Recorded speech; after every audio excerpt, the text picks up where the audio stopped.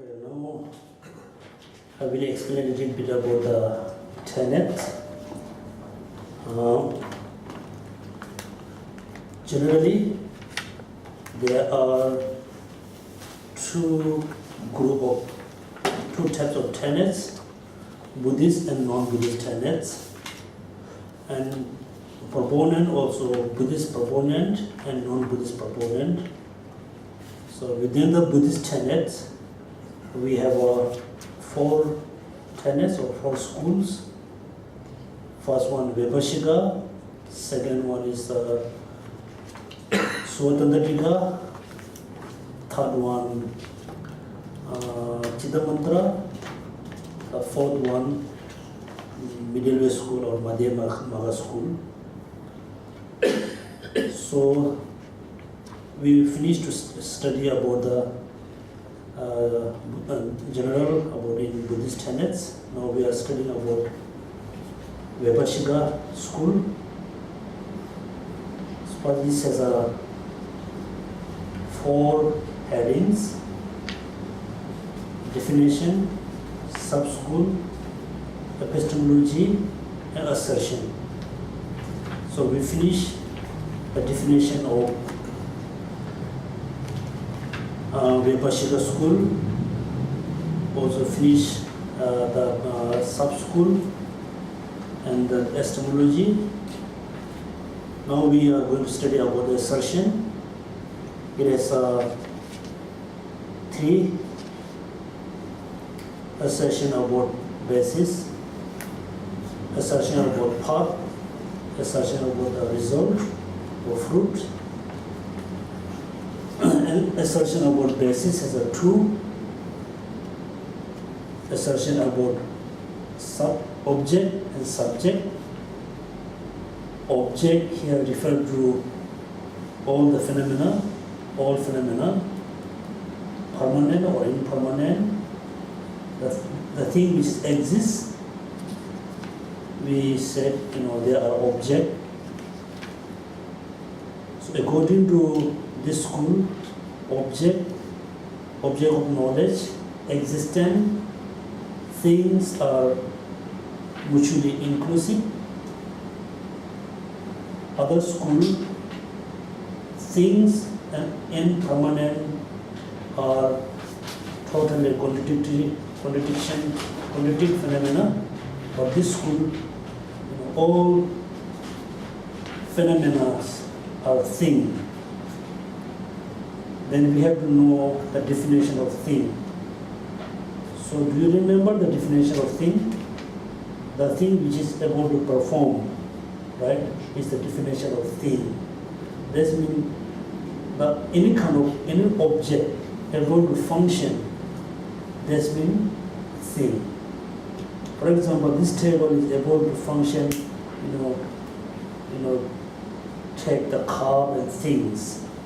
For example, car able to function, carry people from here to there. A fire have ability to cook or burn. This is a function. This means fires is thing. And even though permanent phenomena are thing, because it has a function, object. According to this school, all subjects are object. Object are not necessarily subject. For example, this table is subject, but this table is not, this table is object, but not subject. Because it is object, it has a consciousness which is able to comprehend the table. That's why the table is object, according to particular subject. Then next we study about the phenomena. We can divide into many different categories. One, we can divide into two truths: conventional truth and ultimate truths. So please everybody remember the definition of two truths.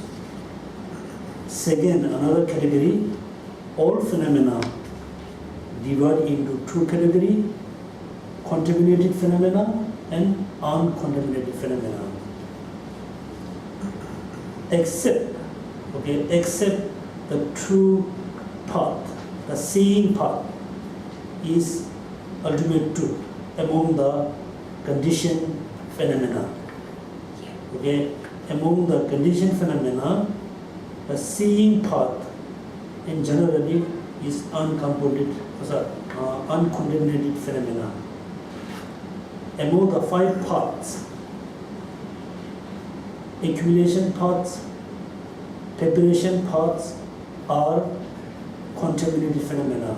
Seeing paths is uncontaminated phenomena.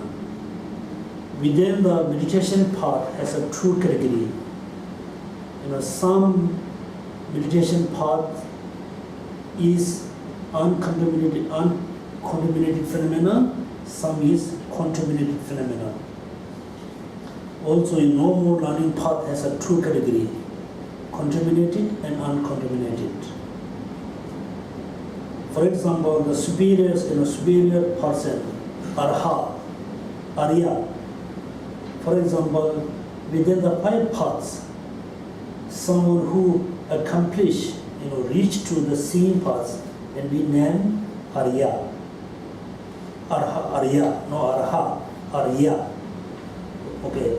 When you hear about Arya, you just don't think the person, the being able to see the nature is, direct conception.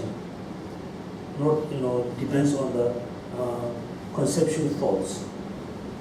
So all the Arya must include into, reach to the seeing paths or meditation paths and normal learning path. So even though the Arya who reach to the meditation path, they have in their mind there are 2 types of paths. One is contaminated path, one is non-contaminated paths. Because there has a paths, for example, the great compassion. The great compassion, which is contaminated phenomena, not uncontaminated phenomena. Then everybody must learn the definition of contaminated phenomena and uncontaminated phenomena, which we talk about this in the last class. And then also before that, we talk about, after that, after that we talk about the heading,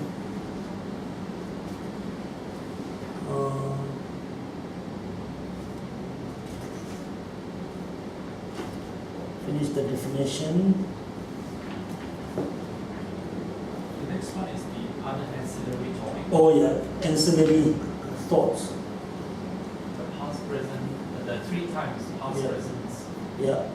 So before that, and also we talk about within the compounded phenomena, consciousness, the seeing part is uncontaminated phenomena. Within the compounded phenomena,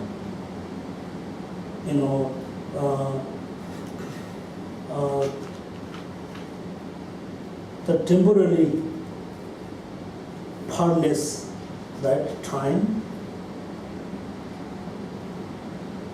directionally partless particles. yeah, directionless partless particle and temporarily partless moment consciousness are compounded phenomena, but they are still, ultimate truth.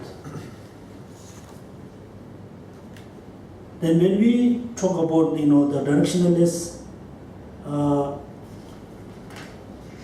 directionless partless particle, we are not really talking, the gross level or very gross particle. We're talking very, very subtle particle. You can imagine the particle, but you cannot see through your, through your eyes. It's very so subtle. When you put the 6 atom, 6 atom and 7 atom together, one in the middle, 4 put in the 4 direction, throughput, up and down, and just think about the middle particle. It's so subtle. When you try to point the eastern part of the, middle particle, you are still touching to the western parts. When you try to touch to the western parts, you still touch the eastern parts. This means the middle of the part, middle of the sixth particle, it doesn't have any direction. It doesn't have eastern direction, so and it's so subtle. According to this school, the directional less particle is, ultimate truth. Then think about the consciousness.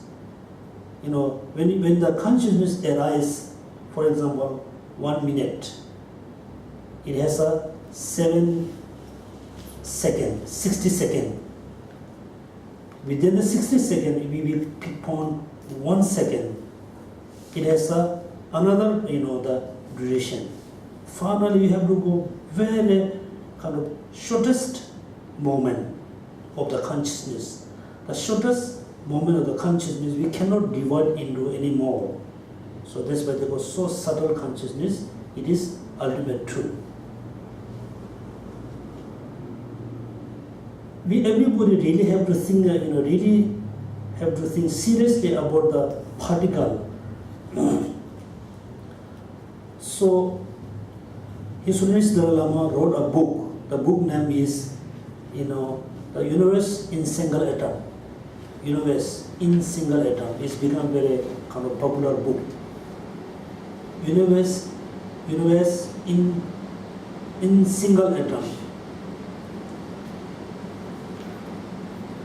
Even though modern scientists, they really don't know what is the origin of universe. Where does this come from? So we're talking about the Big Bang, right? So the 9 planets is come from the Big Bang. Another question, where the Big Bang does come from? Then they have to go before Big Bang. What was there before Big Bang? So according to Buddhist view, there's two different views. One is the view from the Sutrayana teaching, one view from the Tantrayana teaching. The Sutrayana teaching, most teaching explain about the 4 elements. 4 elements, the fire, earth, fire, earth, water, fire, and wind. They talk about 4 elements. And so we must differentiate between energy of fire and the fire, energy of water and the water, energy of wind and the wind. According to modern science, they don't really accept on the moon there is a wind, but they don't accept there's a wind. They did some kind of test. They found there's no gravity, there's no wind. According to Buddhist tradition, yes, there's no gross wind, but there's subtle wind. There's an energy of wind, because there's a movement on the moon. If there's a movement, if they move here to there. When they move, there's an empty space from here between 2 objects. If there's no empty space, they cannot move. If there's an empty, there must be there's an energy of air. And and also the energy of even the fire. Think about just take one piece of small fire. It's still fire. We think there's no water. According to Buddhist concept, from the Buddhist point of view, even though within the piece of fire, there's a water energy, because a piece of fire, they still kind of exist as a particle. The particle we can break into few pieces, but they still stick together. stick because of the energy of the water. They move because of the energy of the wind. So according to Buddhist, concept, all matter must, made of four elements or energy of four elements. So we have two concepts. The Sudaran always explain, the four elements or four elements or energy of four elements. But Tantrayana teaching explain different one. They also explain, the origin of the universe is, particle of space. They talk about particle of space. It's explained especially in the Kalachakra teaching. Right? So millions of billions of years ago, there wasn't, wasn't universe, because Buddhists believe many universe, many galaxy. So billions of years ago, there wasn't any kind of, big piece of land, but there were a lot of, particle, so subtle particle in the sky. It's not except, sky particle, but not really, entity of sky. That means there's hundreds of billions of particles. Then maybe due to some condition, two particle, subtle particles stick together. Two stick together due to some condition. We don't know what was the condition or what was the condition. Two atoms, subtle atoms stick together. This means the origin of universe is just single atom. Then there's another question. Okay. Next, the subtle atom expand into bigger and bigger, or the first two particles, then 4, 5, 10 billion particles come together and they become the Big Bang, or just one particle expand into bigger and bigger. Finally is Big Bang. This we still don't know. One particle, expand as a universe, or many particles, billions particles stick together and become a universe. We really don't know. As a Buddhist, we believe previous life. We believe in next life. In order to have a conviction about previous life, we really need to know the mind and body is separate or oneness. Oneness or true, one or true. When we say the mind and body, there's no any doubt. In my hand is consciousness or conscious mind. There's no doubt. Definitely no. Now we have to go in the brain cell, in the brain cells. So, in many modern scientists, they still believe, consciousness is not separate than the brain function. The brain function not separate than the consciousness. We really need to know, consciousness totally separate than the brain or not.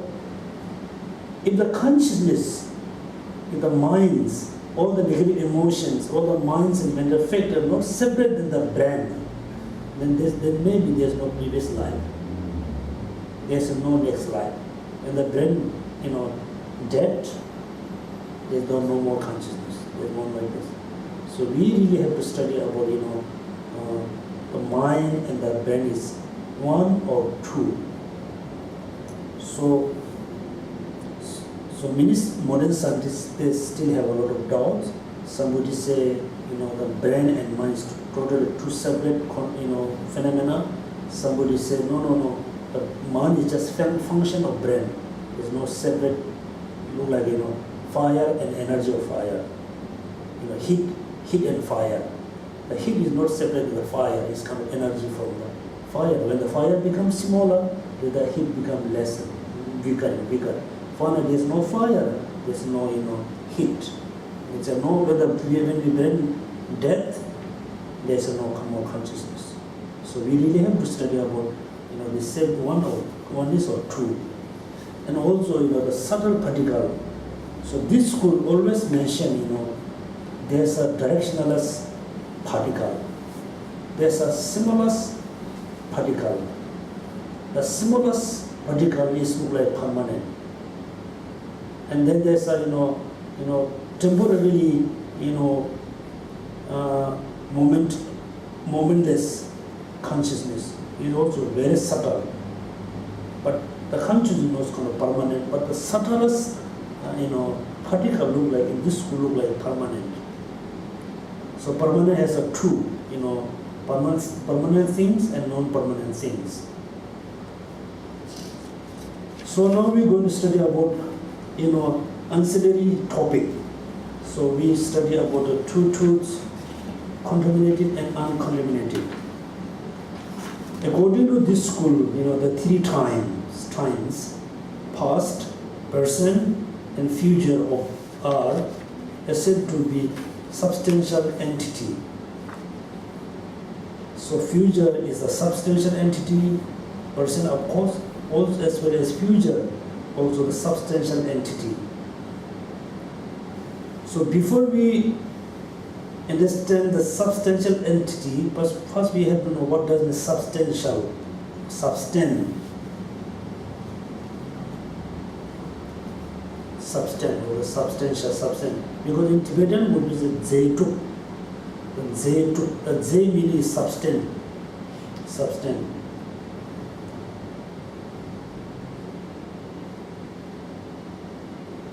Yeah, Zaituk, Zai, substance.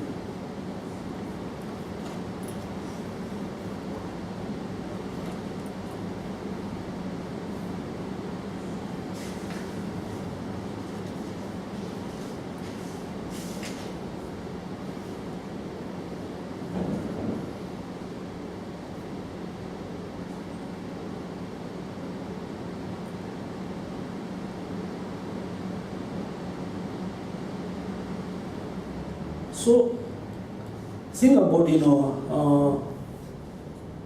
substantial entity, substance. All the external phenomena is very easy to understand. Is become made of different substance, different elements. The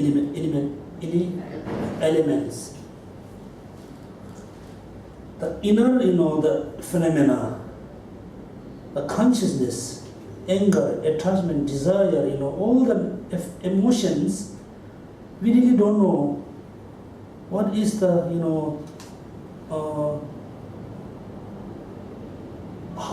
how they made up.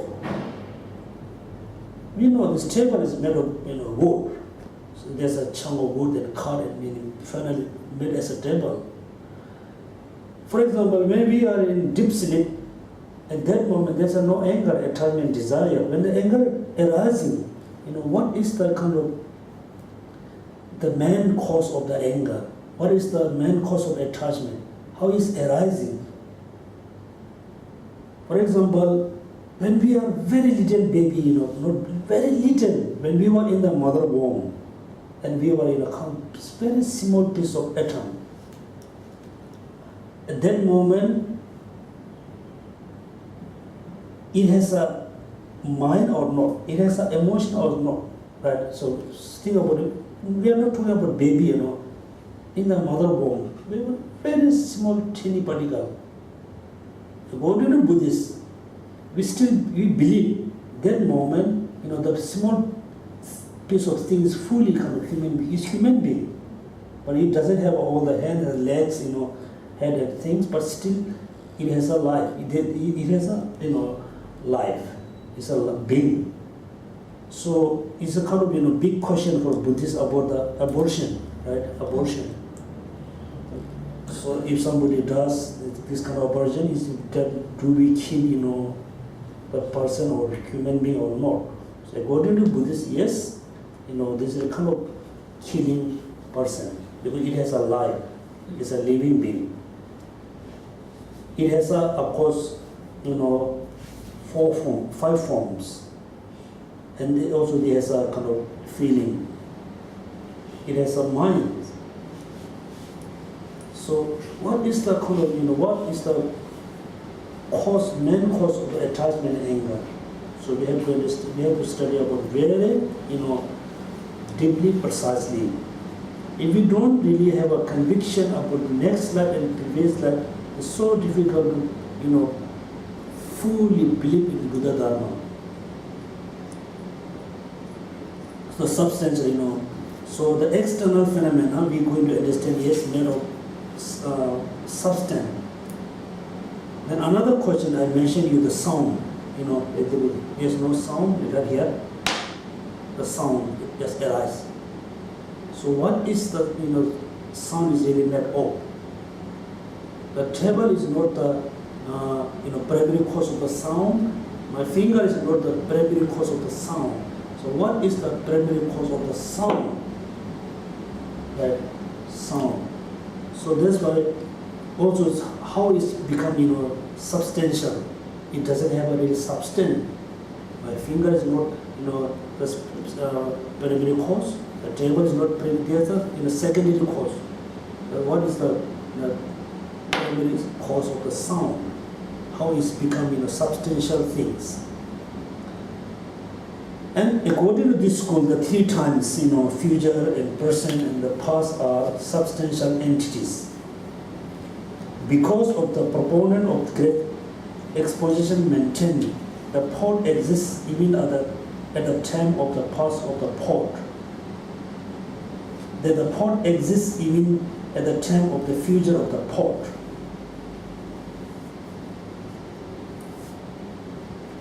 So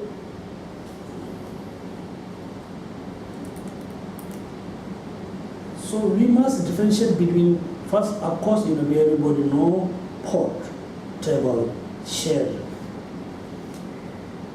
The future of the chair, future of the chair, chair's future. Past of the chair, chair's past. Can you see there's a differences? Yeah. Right? When it's a future of the table, is kind of the result of the chair.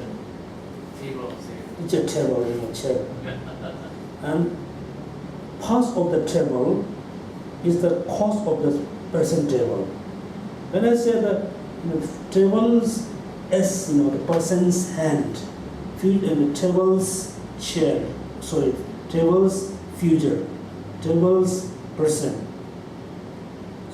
So when you have what do you think the meaning?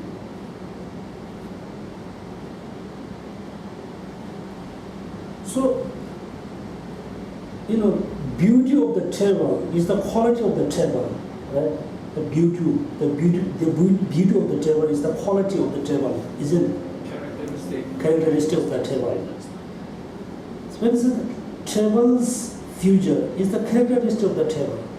It's not talking about the result and the cause. We should not think that it's the same meaning. Future of table, table's future. Past of the table, table past, table's past.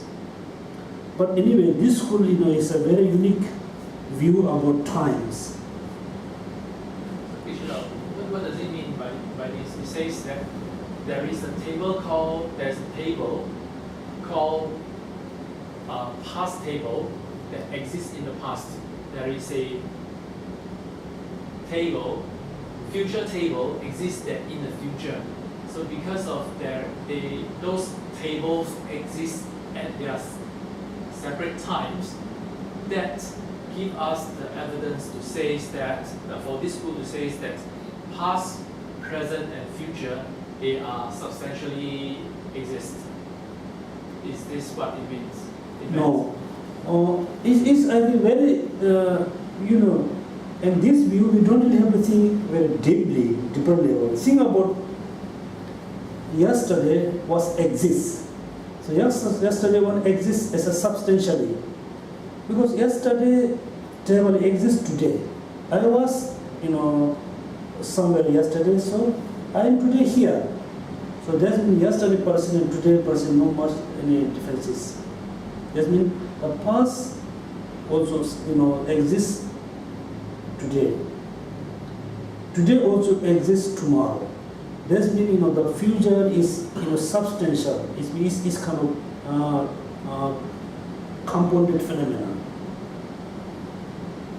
But according to other school, okay, yesterday was past, not exist today, right? Yesterday person was past yesterday, but they are not exist today. Today is totally new. But according to this school, no. So I was yesterday in somewhere, today I am here. They think yesterday person and today person is just oneness. They are not. It's very common view. Look, that's why I say this. Because the proponent of great exposition maintain the thought of exist, even the time of past of the thought, that thought exists even the time of the future, the thought. So for me, so difficult to, I still have a problem to understand that time. According to this school. According to this school, in generally, we everybody talk about future. So tomorrow we're going to have a sun and moon. Sun and moon is not future, right? It's not time. It's kind of a matter, not future.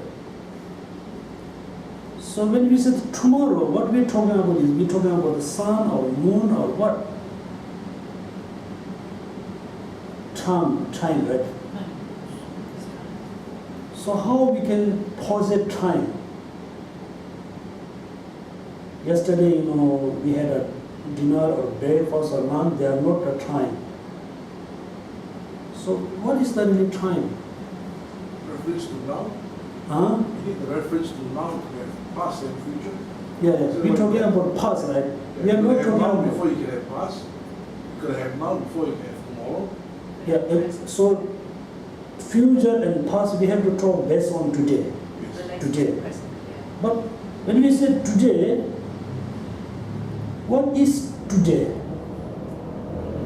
What is really today? When we say today, when we say human being, yes, he or she is a human being, right? We just pick a point. When we say today, what is that today really? The moment? It's a moment, right? The moment. Moment, then moment, what moment? Present, now, presence. Yeah, when we got say that's why moment or present, what is really what it is? Present is a kind of matter, it is kind of consciousness, or it is kind of what? The times. Right? So according to this school, it's very easy to you say past also the kind substantial, the future also substantial. For example, yesterday thought exists today. Today thought exists tomorrow. It's very very gross kind of idea. Time. So here, he talk about very gross level of time. Not really talk about the subtle time. Even the impermanence, they talk about impermanence. This school talk about impermanence, but it doesn't talk about the subtle impermanence. They talk about something arises, exists while exists for a few months or few years, they finally decay. It's going to decay. It's talk very gross impermanence. Also for us, look at when we think about impermanence, we always think, yes, one day everything going to be disappear. We never thought when it's impermanence, yes, everything has is changing moment by moment. It looks like kind of rushing water from mountain towards the the ocean. The water runs very fast. When you look from far away, you can see that it's kind of long water. When you look closer, everything is rushing.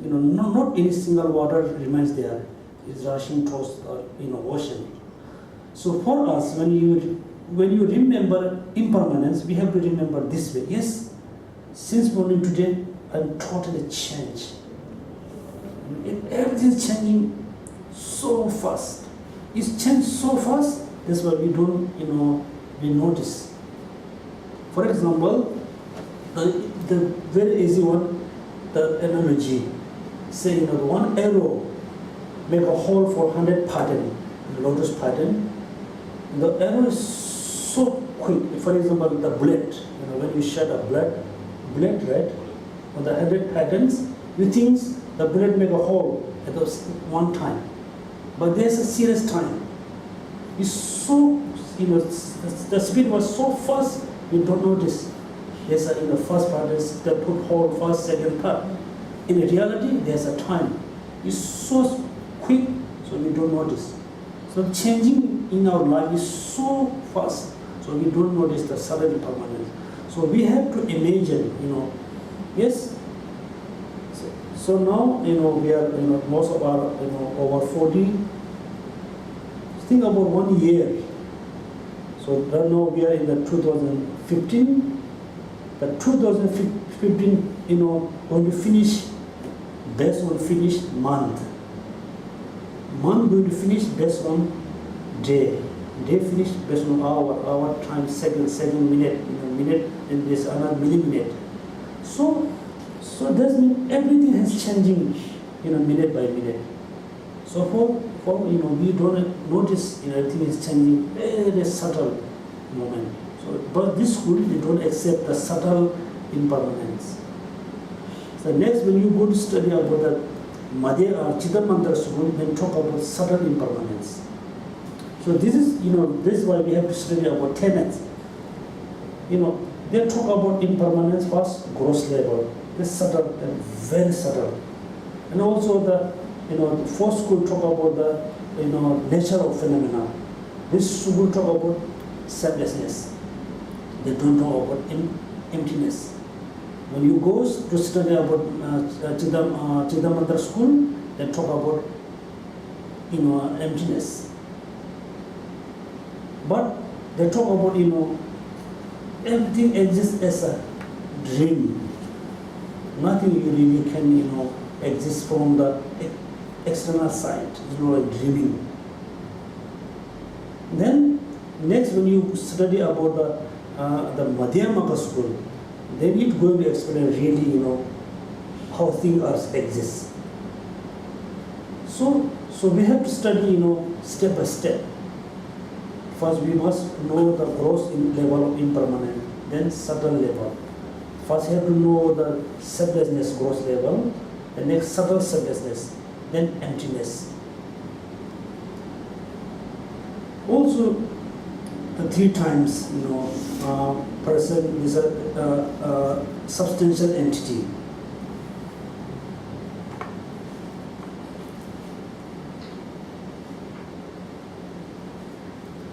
And also this school assertion of astrology. Yeah. Although they accept that both negative phenomena and positive phenomena exist, they do not accept the existence of non-affirming negative. And this school accepts negative phenomena and positive phenomena.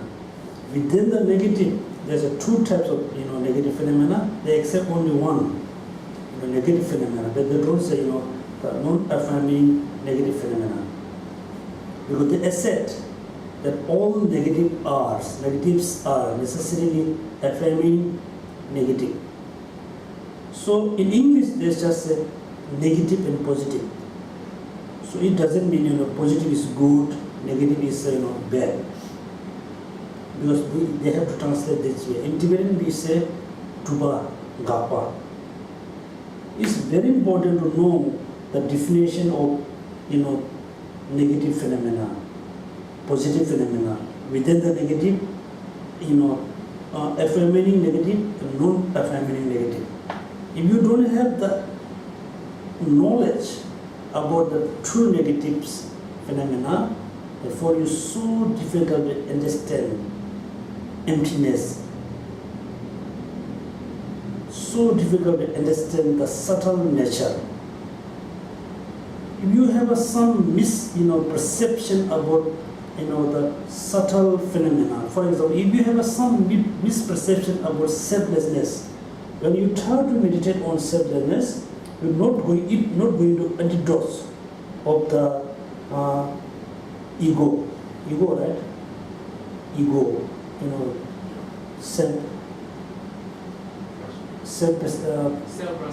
self-grasping. That's why, in order to become, your practice towards, self-grasping, you must have the right, understanding of selflessness.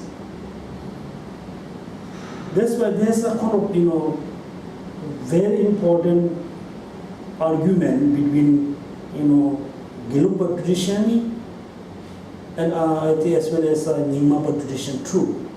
We have a kind of, very important and very subtle argument about, nature of phenomena. So according to, the Gelugpa tradition, we claim that emptiness is kind of affirming negative phenomena.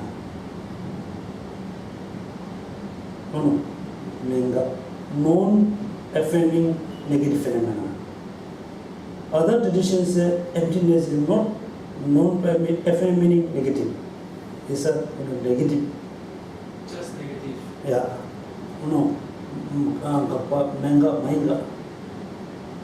Yeah, just negative.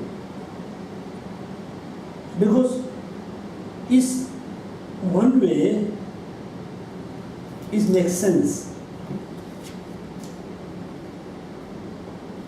If somebody going to say, things are not exist, is in here we are talking about selflessness. Things not exist from the self. Then suddenly you go to understand, yes, it exists, another way. Then indirectly, it tells it exists different ways. For example, when you have a kind of, for example, when you have a very strong kind of anger towards your enemy, and then when you focus on your enemy, when you just remember your enemy, suddenly you get angry. When you have an image of someone, suddenly you get angry and upset. You are not happy because you have certain kind of name or things. When you see some belonging, which belong to your enemy. When you see the object, you get angry. When you think, you get angry. When you hear the name, you get angry. In order to overcome all the angry, so you totally have to stop everything in your mind about the enemy. Then you're not going to have an angry towards your enemy. Same, when you meditate on emptiness, you totally have to, selflessness, you totally have to meditate on selflessness totally. Nothing, left behind. That means you are like, you can see like a rainbow. Rainbow, right? Rainbow in the sky. It looks so beautiful. You walk towards closer the rainbow. Finally, when you reach to closer, you cannot see more rainbow. When you still walk furthermore, you totally, get out from the rainbow. It's not really colorful. So when you try to understand selflessness, you need to imagine the object. And you need to analyze about the object. Finally, your mind closer to the object, finally you cannot really see. They are nothing. You're just interested in the selflessness. So for us, we really have to know the definition of negative phenomena and positive phenomena. But this school accepts only one negative phenomena. They don't accept two types of negative phenomena. And also I mentioned, negative doesn't mean like bad things, and positive doesn't mean like good things. It's the definition you're going to learn. because they accept that all negatives are necessarily affirming, right? Affirming negatives.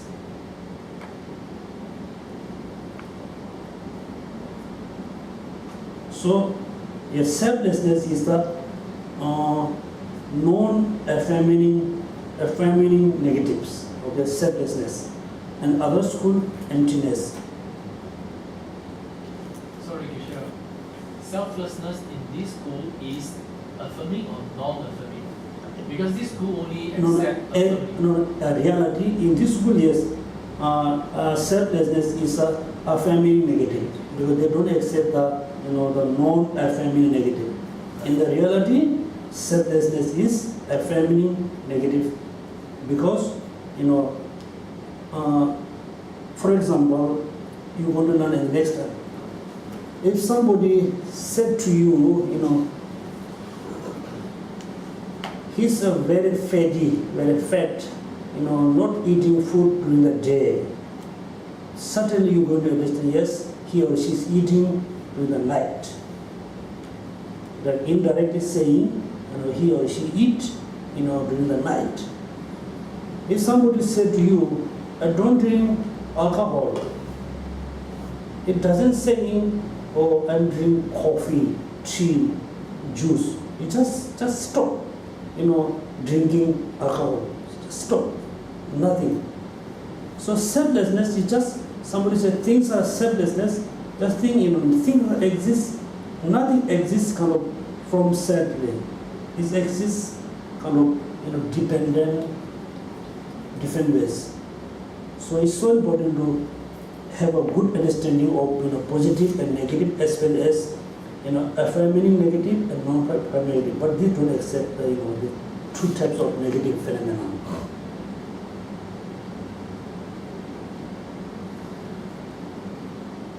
So you can see there's a commentary about this. The next, okay, another very important topic, for us, everybody already we accept karma, we accept, positive karma and negative karma, whatever we accept, we believe in karma.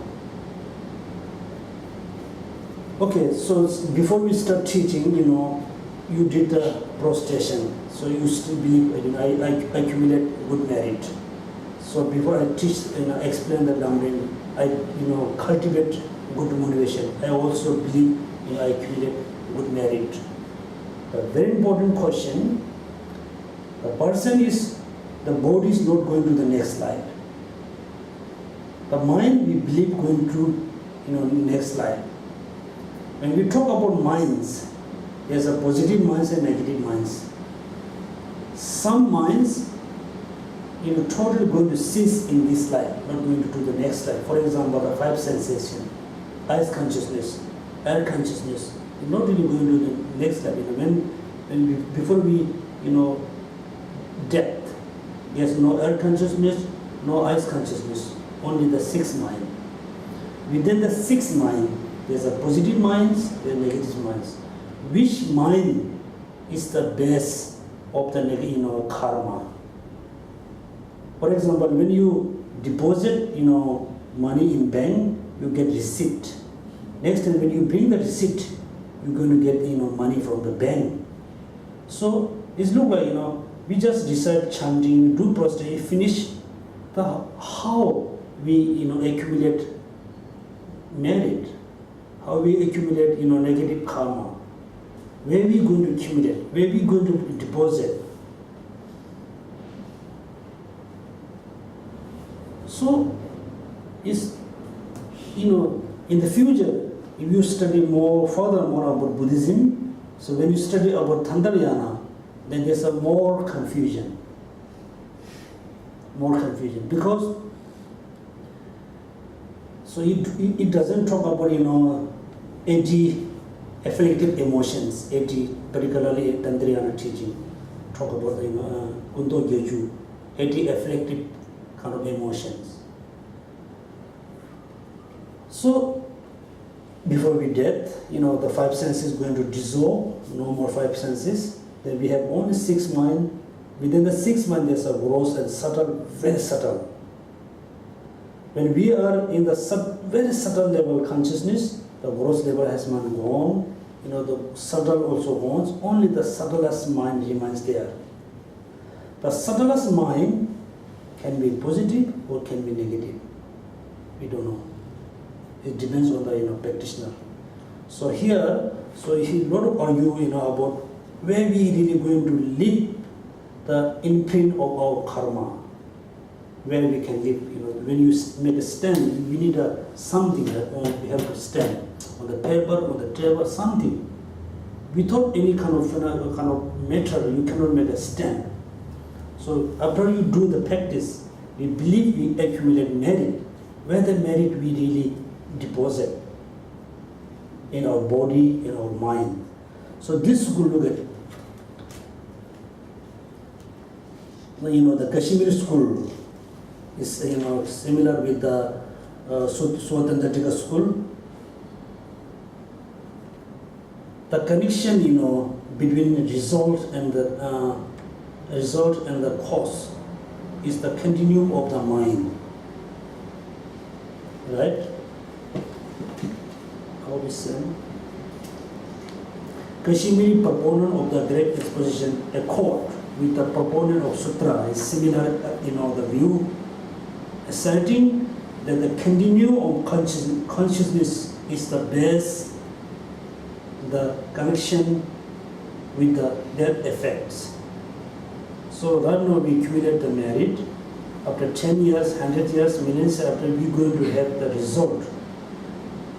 So the continuum of the mind is the kind of the basis, which is connect. It can connect the karma and the result.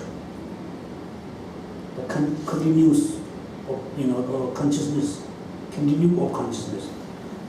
Another concept. All proponents of great exposition, except for the Kashmiri, assert that the compositional and compositional phenomena that is neither form nor consciousness is the base, the connection with their fruits. So there's a different view. One says the continuum of the mind is the basis of the karma, negative or positive or neutral. Other schools among the great exposition, among their school, there's another view. No, the continuum of the mind is not, a basis of the karma. The the compositional phenomena, the form, non-consciousness, this is the basis. They're not talking about form, not talking about consciousness. There's something there. This is the basis of, karma, which is connect, result, and the action. So last time in Sonam, and we have some discussion about action and karma. I think and then I think about the Sonam, the doubt about which Sonam has. It's for me really have to clarify it. Very important. So karma. Okay, individually I will ask you. So we have a physical karma and the mental karma. The physical karma which is accumulated through physical, mental karma which is accumulated through karma. From your point of view, what does really mean karma? The physical karma. Body's karma, mind's karma. Is the physical karma to me is the action done through speech and action. Okay, action done through means the action or what? For example, when you do prostration, the action is the karma of what? Body and done by the body. Done by body means? The action of doing it. Yeah, this is the physical, there's been body karma, right? Vigile, body's karma, speech karma. So from your view, what does mean, the physical karma done by physical body? It's the actions. Action. Based from action. And you? I think so too. It's action, karma is about action. Action, right? Okay. So and you? To me, karma is Physical karma. Physical, but can be physical, speech, and mind also can Action. action. Okay, action. You Yes, done by any parts of my body. is action, done. Okay. Sonam, I think same, right? Uchung? Same. Look at. Oh, time is moving so fast. Half an hour, Geshe. We still have half an hour. Okay.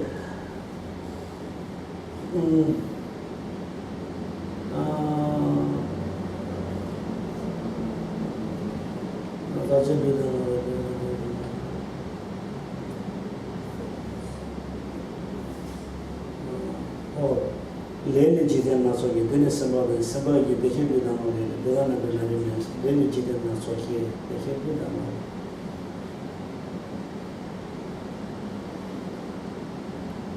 Okay, so the action, when we do the prostration, we doing the things. You think this is this action, is physical action, but we're not going to say this kind of karma.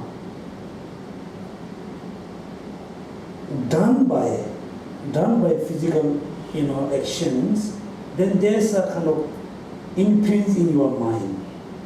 Because even if you do them, but you don't have the right feelings why you're doing them, if you just do them for the sake of doing prostrations, that's The doing prostration is not the it's karma. not the karma. The karma Because you is, may have the wrong, you may not be even thinking about what you're doing, you're just doing it. yeah, You must have the right So you must intention. have them.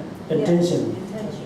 So Yeah. there must be some mental. Okay, even though the motivation is not, the karma, the physical action is not karma, the verbal action, the sound is not karma. So, okay, So the result of the action is the result of the result actions. of the action. okay.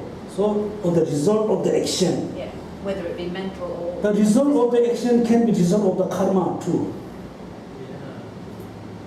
But isn't karma is the result of the action, whether it's body, speech, or mind, the result of the body, speech, of So there's the second question, the result of the karma is also karma because it is a result of the action done by body, speech, and mind.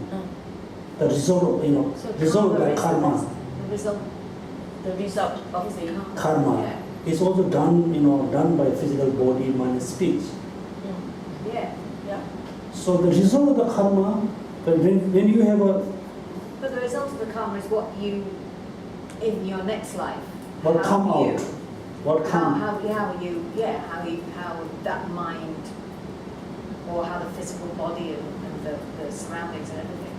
that's why, today we did, you did the process, you done the prostration, you could accumulate, we believe we accumulate karma, good karma, and the next life, if you have a pleasant feeling, the pleasant feeling can be result of the prostration. It's also, right? But that, pleasant feeling is not karma.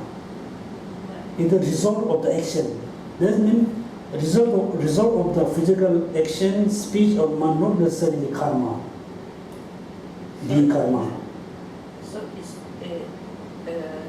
it's not the result of the Action, body, speech, mind. not necessarily. Oh.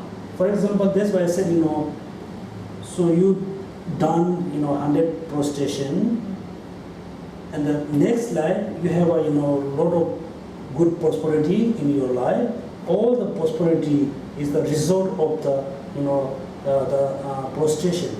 No, because continually lots of other things that you do. But it's still So result. that's only one. The prostrations is only one element of it, isn't it? If you do everything else badly, but you do all your prostrations, that doesn't mean that the end result will be a good life. No. End of the result come, even though think about you done the prostration properly, you done everything properly Yeah. in the right way, the result can be happy life, Maybe. happy life, maybe good food or good feeling. These are the result of the action. But they are not karma. The results are not karma. It's a result, but not the karma. But what is karma? That's why. That is our Karma is the understanding action of karma, of isn't the. it? That is our understanding. Karma is the It result produces of results. Think about, okay, so now before this, when you deposit money in bank, before you deposit the money, you have a cash. You deposit, finally you have a receipt. The receipt is not money, right? No cash. But when you show the receipt, you're going to get the cash. And the receipt is going to be a result of your cash, is it? No. Because the mechanism, Yeah, mechanism. Karma is also trying to explain the seed that you plant. Seeds. seeds. Yeah, that's why. Yeah, okay.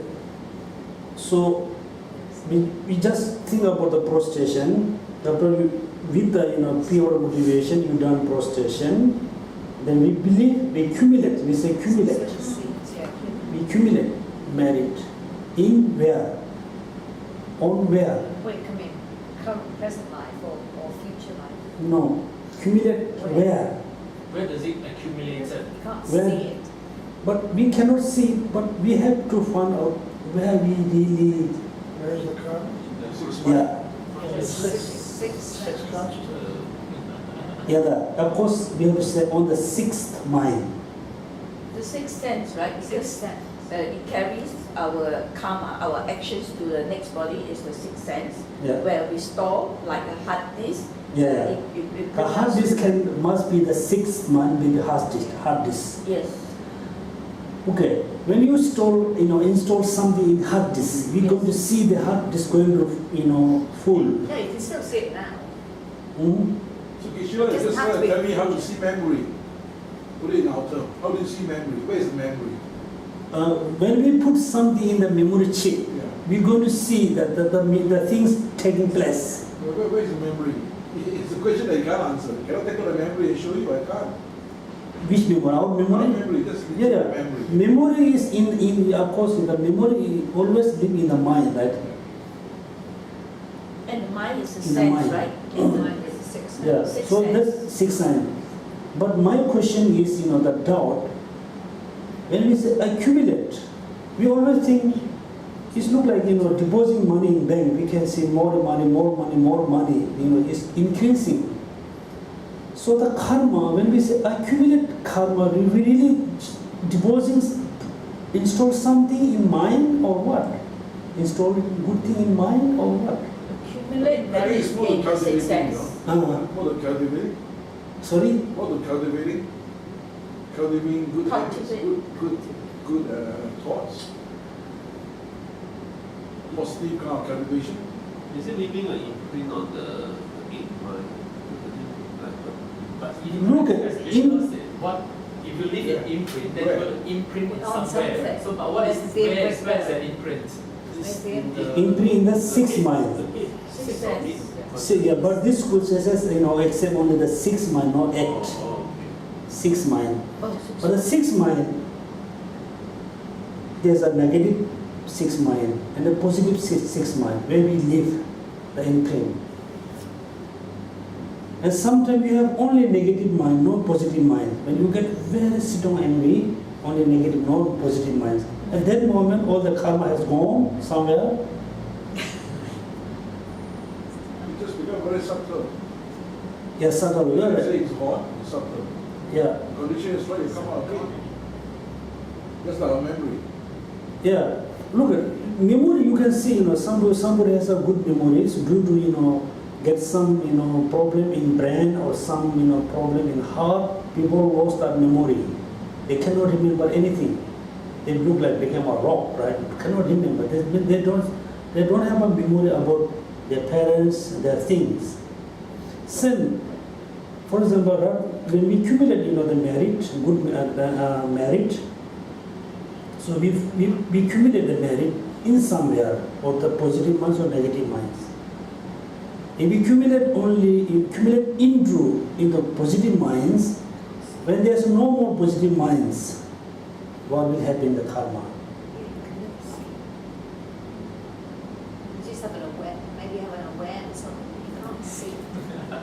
Yeah. It's not like a bank account where you can Yes, see the yeah. This is my personal idea. I'm not really saying in this stagnation. When you do kind of the good action with the good motivation, good action, that means you are putting habit in your mind. Then you are putting habit, good habit, like good habit. Yes. When you done something like with the bad action, you are putting some bad habits. It doesn't matter, 1 minute, 2 minutes, 1 hour. You are putting habit in your mind. Somehow, if you have a good habits, due to the kind of when you put the good habit in your minds, somehow the result come in a good way. Habit, habituate. Yes. Yes. For example, somebody really don't want to kill anything. Not really want to kill in ants, small insect. Then somebody somebody don't worry, just kill him. They kill insect. The next, they don't have any sense of worry, sense of about killing insect. Then look at he or she put some habit in their mind to killing insect. Next, due to the bad habit, then they're going to kill animals. Then there's no any kind of sense of worry or scare. They want to kill animals. Then they already got killing habit. The next, they don't have a sense of worry or fear about killing person. All the look at all the bad action finally come from habits, small habits. So this is my personal view. Okay, when we say I accumulate good merit, that means you put good habit in your mind. If you put more good habit, more and more, finally you're going to have only good action. Then you are going to have a good result. If you put bad habit, bit anger. Say when you get angry, we say you're going to accumulate bad karma, like black karma. Then you are putting another bad habit. If you have a more bad habit, of course you have a more bad action. If you have a lot of bad action, the result always bad. So for my personal view, cumulative merit or unmerit, whatever, if we are putting habit in our mind, I don't think just do the prostration, we install so many things in our mind. We just putting habit. But still doubt, because positive mind and negative minds is one continuum or total two separate continuum. But one person, the same person, can accumulate a good and a bad actions in one day. Yeah. This morning I'm good, but in the afternoon I get angry, I'm bad. So I can do the good and bad in one day. One day, but you cannot do the good and one day, good and bad within same time. Yes. Cannot. Yes. You saw the same coin, Sheila. You saw the same coin. Same coin, two sides, same coin, not really, because when we get angry, our mind is totally become, angry. That moment, our mind is negative. Yes. Next, when we have a, great compassion, kindness, tolerance, that moment our mind is positive. But the previous mind is a change as a positive, or the positive mind always remains as a positive, negative always remains a negative. This is the big question. But you can be, you can have good and you can have bad. I'm talking about the continuum of the mind, the continuum. There's only one mind. This mind is shared by positive and negative. And if we have more positive habits, right, then most of the time, our mind will generate positive thoughts and therefore leads to good action. And if it's negative, most of the time, then we always have negative thoughts and negative action. So So just now, based on what you said, something just come to my mind is that if we keep having positive habits, right, then eventually it will come to a point where our mind is totally full of just the positive. So then we will reach a point whereby we don't have negative thoughts, and therefore it's like reaching without. That's why, but yeah, this is makes sense. But I'm asking you, for example, compassion and anger. Is the one or two? You can't have You can't have both at the same time. We cannot have a sometime. Not for the same thing. Yeah. For example, before your mind is anger, second your mind become compassion. About something because you're compassionate. I suppose you can with something like that, because if you're angry about something because it's not being compassionate. For that moment, but the continue,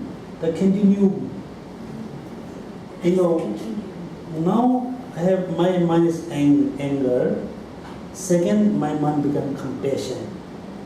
That means the anger is compassion is one stream or two stream. One stream. One stream, but made up of moments of the moment. Yeah. If you say one stream, then how we can say in order to reduce anger, you must measure on compassion. The compassion reduce anger. Because when you want to overcome anger, right, we try to inculcate more good habits, which is compassion, so that we get less angry, so therefore less bad habits. But sometimes you can see, you really want to buy something. 1 month or say you should buy, another month said you shouldn't buy. But it's one thought after another. It's not like two thoughts at the same time. Yeah, no, you don't do it. Yeah, Yeah. it's like No, you forgot about the word conjoined, that a mother that lost a child is a great Yeah. grief, but at the same time is happily eating something. You can have something that in the word conjoined, that as I explained in the previous class. Yeah. So do you say that you switch between so fast that is in between? Like a mother, love of a child, that love is forever there. No matter how angry it is, I can be angry with you, but the love that I have for my son is forever with me, that they have never been separated. But that's not calm. Sorry, I'm not saying That's calming not calm, calm. but I'm saying that It's not calm. the love and the anger, it seems like coexist. Because at the moment I'm angry with this person, the love that I have for my son is forever, is there.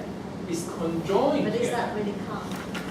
It's not. But I think this is but like the Western the psychologists say unconscious mind, right? Subconscious. Subconscious. Subconscious. Conscious and subconscious. Subconscious mind is very visible when the active time.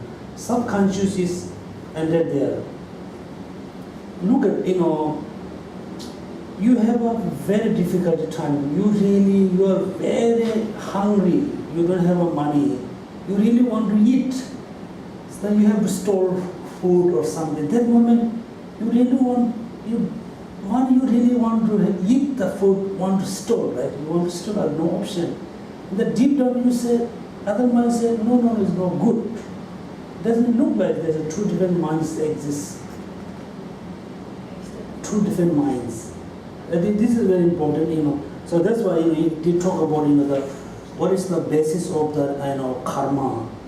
A schedule of mind, or there's something which is not consciously, not compounded, compounded. it's a Compositional phenomena. that is not consciousness. Yeah. No consciousness, neither Form. It's not Yeah. form nor consciousness. consciousness. These are the base of the connection between karma and result. The next one, You should all have 8 minutes. you are look like no Timekeeper. the NASA computer 1, 2, 0 push. NASA engineer. Okay, all compounded phenomena are necessarily impermanent, but do not necessarily, disintegrate moment by moment.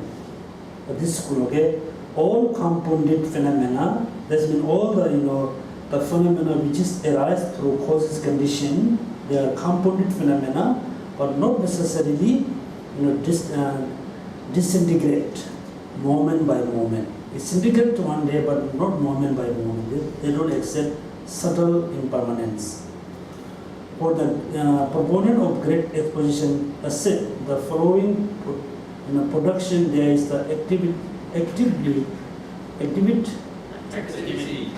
of direction, duration, and the activity of disintegration occur. So we have to talk this more detailedly next. Okay, so before that, there's another sentence that you skip. It says both these, the one that after the Both these systems and the Yeah. consequences. Oh yeah. Both the system and the consequences school accept the action of the body and speech have formed. It doesn't mean the physical action is the karma, but the karma which is accumulated through physical action, it is the form. it has a form, it says. No, speech have form, but we have to say is form. But it's said have a form. Have form. And Tibetans say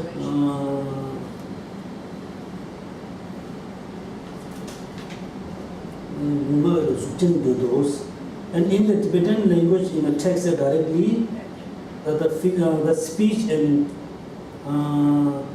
this system and the consequences schools accept the action of body and speech are form. It's a direct form. Are Or form. They are form. This is a have a form. It's the wrong translation. So it's a wrong translation. It should be artful. Our form. Also, this is translated by Jobu Hopkins, right? So there's in the modern time, this time there's one is translated by Jobu Hopkins. Some texts translated by who is the professor in America? Robert Thurman. Robert Thurman. Yeah, Robert Thurman. Yeah. And also there's a mini text which is written by Tutin Jimba. And every year they has a kind of conference about the translation. So most of the translators, really don't agree with the Jobu Hopkins. So he translates very kind of easy way. So that's why when you read the text which is translated by Jobu Hopkins, you can see something is very strange. The best way, the translate which is translated by Tutin Jimba is the best text. And also, of course, there are few translators. So that's why somewhere I can see, not really precise. And also sometimes they translate from Tibetan directly, make a copy. Literally, not the meaning. Yeah. That's why you can see the different. Okay, so we stop here.